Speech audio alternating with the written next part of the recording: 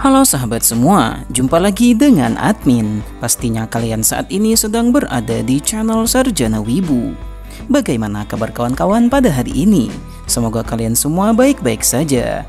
Pada video kali ini, admin akan melanjutkan cerita manhwa yang berjudul The Return of Apocalypse Tyrant. Dan ini adalah video part yang kelima. Bagi kalian yang belum mengetahui atau ketertinggalan alur cerita dari manhwa ini, silahkan kalian tonton pada video admin sebelumnya. Untuk link video juga sudah ada di deskripsi. Baiklah, tanpa berlama-lama lagi, langsung saja mari kita mulai.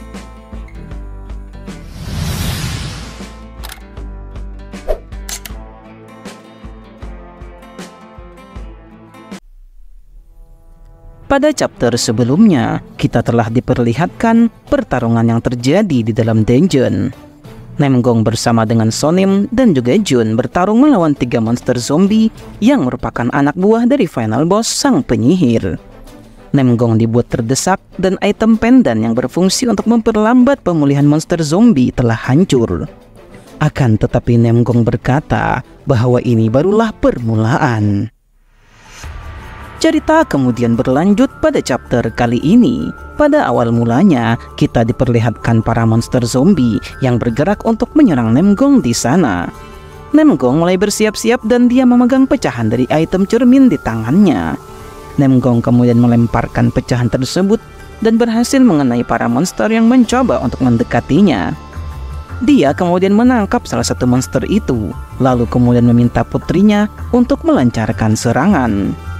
Somin dengan cepat kemudian mengeluarkan sihirnya. Dia berhasil menyerang monster zombie yang ada di dekat ayahnya. Soul King mulai khawatir melihat bawahannya yang berhasil dikalahkan. Nemgong kemudian berjalan menuju Soul King. Saat dia maju, satu monster zombie kemudian mencoba untuk menyerangnya. Nemgong meminta monster itu untuk minggir dan mengaktifkan monster bayangan miliknya. Hanya dalam satu kali serangan saja, monster zombie itu berhasil dipenggal oleh monster bayangan. Soul King berteriak dengan bahasa anehnya. Tiba-tiba pedang bayangan telah tertancap di kepalanya. Monster bayangan milik Nemgong berhasil menyerang Soul King di sana. Namun dari tubuh Soul King kemudian muncul tulang belulang yang sangat tajam. Nemgong terkena serangan tulang dari Soul King. Nemgong terkena tulang itu di bagian dadanya, dan dia pun terluka. Somin memanggil ayahnya dan khawatir dengan keadaan sang ayah.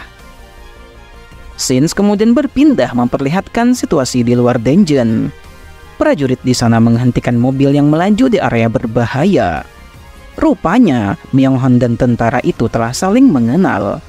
Lama tidak bertemu, Hojun, ucap Myonghon kepada pria itu. Myonghon mengaku kalau ia akan menjadi pahlawan saat dunia membutuhkannya.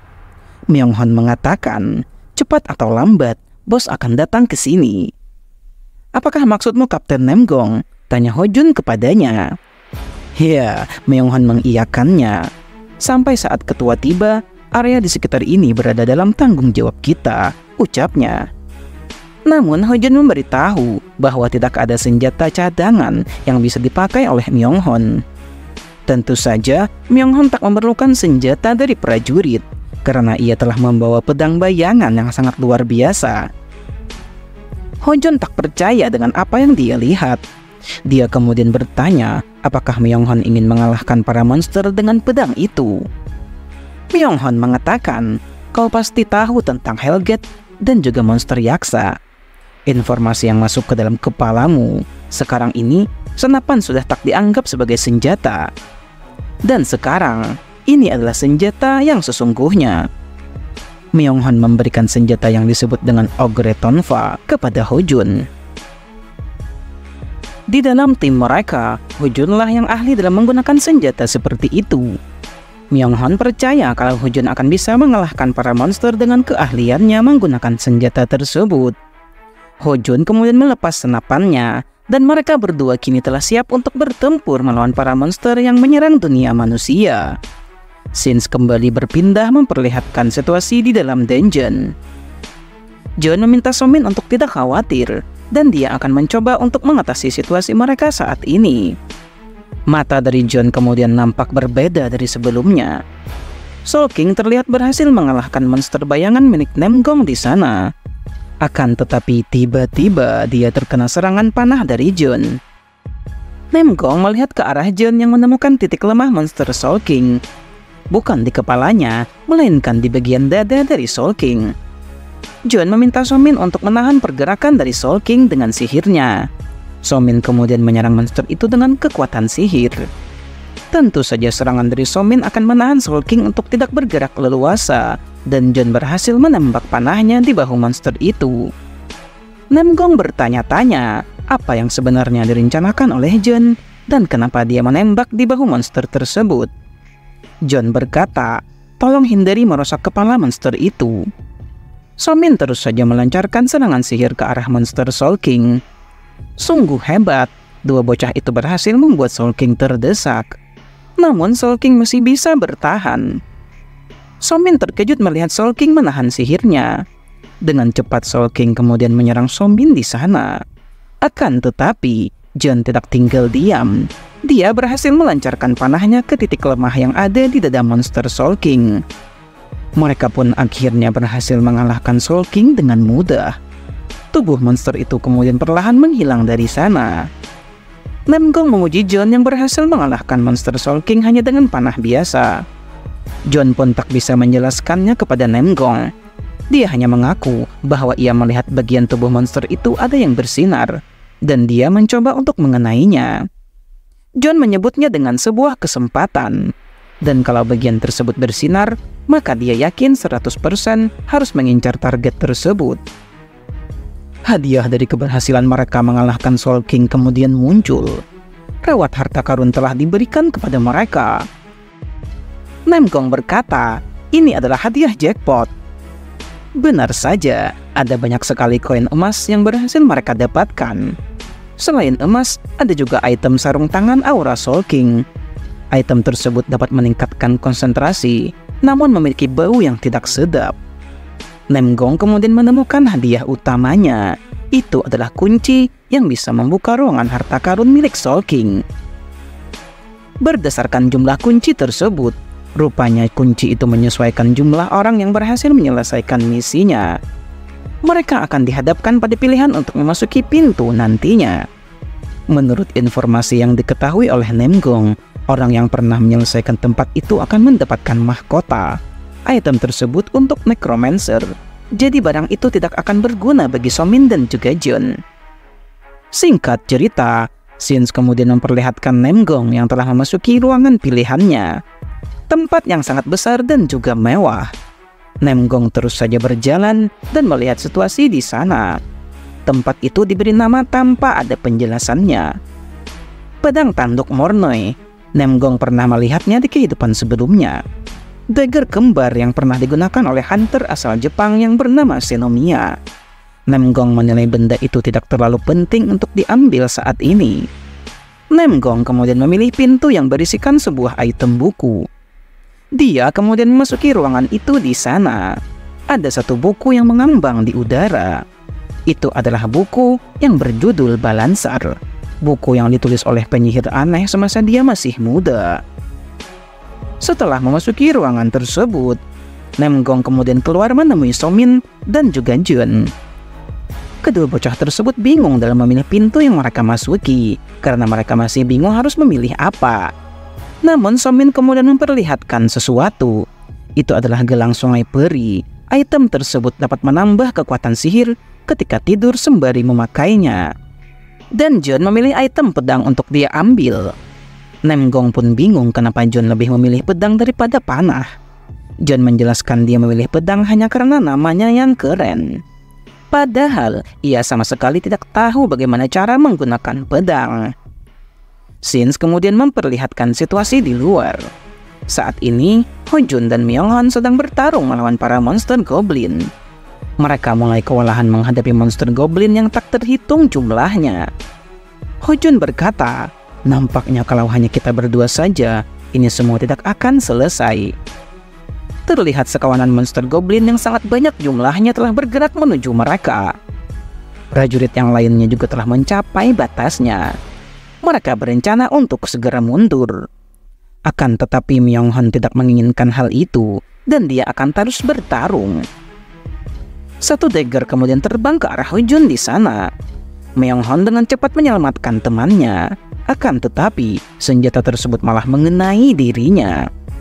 Myung-hun terkena pedang beracun hingga membuat ototnya lumpuh. Meski Ho-jun menyarankan untuk segera mundur, akan tetapi Myung-hun mengatakan kalau ia tetap tidak akan mundur. Myung-hun tidak ingin kota Sinchon hancur. Goblin yang muncul juga akan menyebar ke seluruh kota Seoul. Myung-hun berkata, "Lanjutkan saja. Bukan cuma sebagai tentara, tapi juga sebagai Kang Ho-jun." Mendengar perkataan itu, Ho-jun mulai meyakinkan dirinya. Ho-jun sang monster kini telah diaktifkan. Ho-jun mode monster.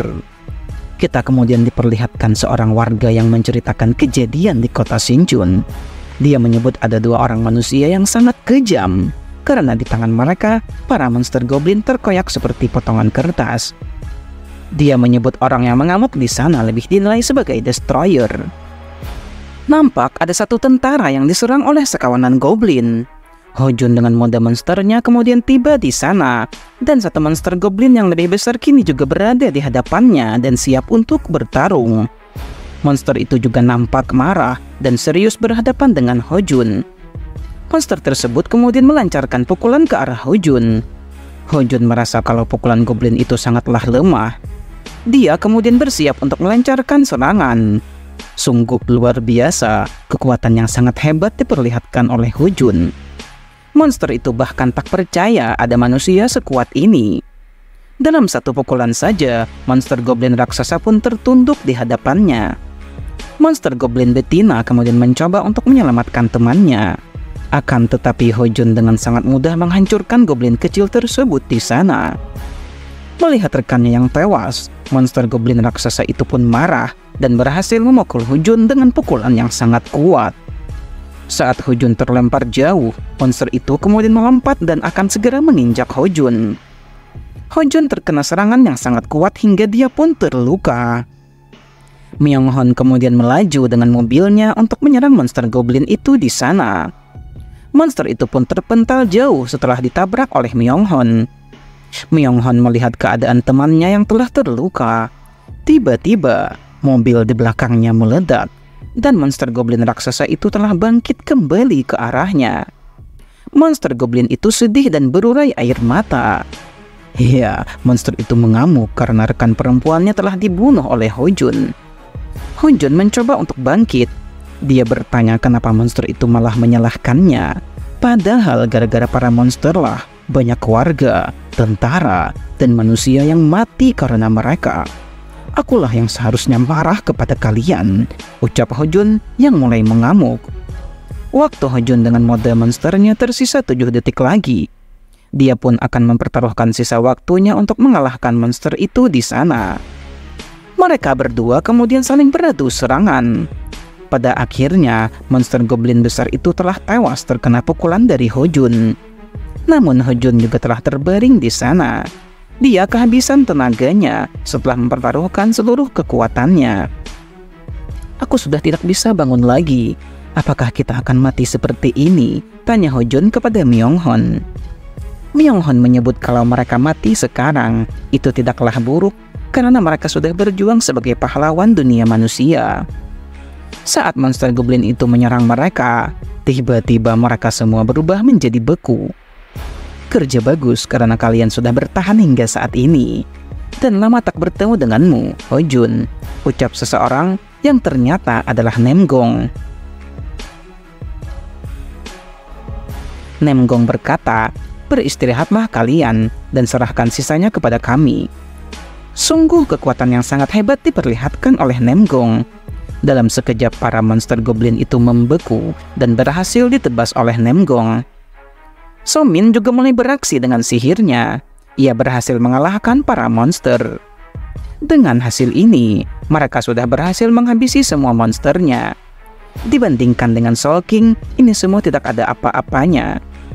John bertanya apakah mereka bisa menyelamatkan ayahnya. Bukankah kita harus membeli eliksir dengan dungeon reward? Kita masih sangat jauh dari 400.000 kepala, tanya John. Nemgong menjelaskan kalau dia tidak pernah bilang untuk memperoleh 400.000 kepala dari dungeon. Nemgong kemudian memperlihatkan hadiah yang dia dapatkan saat di dalam dungeon. Nemgong meletakkan item pendan yang telah pecah di atas buku tersebut. Buku itu kemudian mulai berproses dan akhirnya berubah menjadi item yang lebih tinggi lagi ranknya. Selanjutnya, Nemgong melihat grade item tertinggi yang mereka miliki saat ini. Nemgong kemudian meletakkan pedang tersebut ke dalam buku itu. Pada akhirnya pedang tersebut juga berubah menjadi pedang dengan grade epic tertinggi.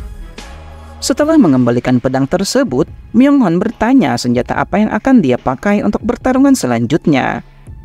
Nemgong kemudian memberikan sebuah pedang lagi, senjata yang mampu membekukan seluruh goblin. John bertanya bagaimana dengan 400.000 kepalanya. Nemgong meminta agar John tidak usah khawatir, karena Nemgong telah membunuh seluruh goblin yang ada di stasiun bawah tanah, sehingga ia bisa mengakses penyimpanan mereka. Dari sanalah, Nemgong berhasil memperoleh 550.000 kepala, dan ini sudah lebih dari cukup untuk membeli eliksirnya. Nemgong meminta Myung-hon dan juga Ho-jun untuk pergi menuju konferensi pers. Karena keadaan telah kondusif, para wartawan akan segera berkumpul di sana. Untuk memastikan segalanya sesuai rencana, propet yang lain tidak boleh mengetahui identitas asli dari Nemgong. Nemgong meminta agar temannya itu berpura-pura menjadi propet dan melakukan wawancara. Rupanya itulah rencana Nemgong kenapa ia mengirim Myung-hon lebih dulu ke stasiun Sinchon. Myung-hon dan Ho-jun akan memperoleh perhatian. Semua akan berjalan sesuai dengan rencana Nemgong. Singkat cerita, Nemgong dan kawan-kawan telah tiba di rumah sakit. Ada yang aneh, meski ada beberapa goblin yang mendatangi rumah sakit. Dengan adanya polisi dan tentara, harusnya rumah sakit tidak rusak separah ini. Jong-in sangat mengkhawatirkan kondisi ayahnya. Mereka kemudian berlari menuju ruangan ayahnya dirawat. Nemgong kemudian mendengar ada seseorang yang meminta pertolongan. Di ujung jalan, nampak ada seorang wanita yang masih hidup. Wanita itu memanggil Nemgong untuk meminta bantuan. Wanita tersebut kemudian menceritakan ada beberapa orang aneh yang muncul dan mengubah rumah sakit menjadi kacau seperti ini. Mereka membunuh semuanya dan mengambil seluruh kepala. Jadi bukan goblin yang membuat kekacauan ini, melainkan manusia. Wanita itu kemudian mengelurkan tangannya dan meminta agar diangkat oleh Nemgong. Bukannya menolong, Nemgong malah menarik wanita itu dengan kasar. Rupanya di tangan wanita itu ada semacam jarum yang telah dialiri racun. Racun tersebut tidak sekuat racun Red Hornet, tapi sudah cukup untuk meracuni manusia. Pelaku yang menyebabkan kekacauan di sini sudah sangat jelas pelakunya, ucap Nemgong. Wanita itu kemudian mencoba untuk menyerang Nemgong dengan pedangnya. Wanita tersebut mengetahui kalau Nemgong sudah memasuki dungeon dan pasti memiliki reward lainnya yang sangat menarik. Wanita itu berencana untuk membunuh Nemgong dan merampas semua hadiahnya. Nemgong kemudian menyuruh wanita itu untuk pergi karena mereka berdua tidak ada urusan sama sekali. Akan tetapi, wanita itu tak mendengarkannya dan bergerak menyerang Nemgong di sana. Entah apa yang akan terjadi nantinya. Bagaimanakah pertarungan yang akan terjadi di antara mereka? Dan bagaimanakah kondisi dari ayahnya John? Sungguh cerita ini semakin menarik. Untuk kita nantikan bagaimanakah lanjutan ceritanya. Nantikan lanjutan ceritanya pada video admin berikutnya. Dan ini adalah akhir dari cerita pada video kali ini. Bagaimana menurut kalian cerita pada video kali ini? Silahkan kalian tulis pendapat kalian di kolom komentar. Jangan lupa untuk selalu mendukung channel ini dengan menekan tombol subscribe bagi kalian yang belum subscribe channel ini. Like video ini jika kalian suka, serta bagikan video ini kepada teman-teman kalian. Baiklah, sampai di sini dulu perjumpaan kita pada video kali ini. Admin izin pamit undur diri dan admin ucapkan terima kasih banyak.